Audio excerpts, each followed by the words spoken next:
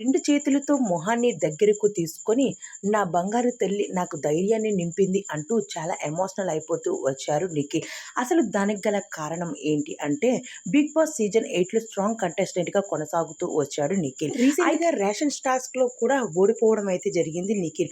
అయితే ఇప్పుడు 'big boss' ఒక ఫిజికల్ టాస్క్ అయితే పెట్టడం జరిగింది. రోప్ అనే ఒక టాస్క్ ఇవ్వడం జరిగింది. ఆ టాస్క్‌లో ఒకవైపు పృథ్వీ, మరోవైపు నిఖిల్, మరోవైపు ఆఫ్రిన్. వీరు ముగ్గురు కూడా దీనికోసం పోటాపోటీగా పోటీ పడుతూ ఉన్నారు. నువ్వా నేనా అంటూ ఏమాత్రం తగ్గకుండా. అయితే మొదటి దానింట్లో ఆఫ్రిద్ అయితే తప్పుకున్నాడు. తర్వాత పృథ్వీ అలానే నిఖిల్ ఇద్దరు కూడా పోటాపోటీగా నువ్వా నేనా అంటూ పోటీ పడుతూ ఉన్నారు.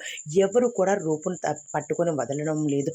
లాస్ట్‌కి మాత్రం పృథ్వీ ఆ రూప్‌ని వదిలేశాడు. ఇక్కడ నిఖిల్ అయితే విజేతగా నిలుచున్నాడు.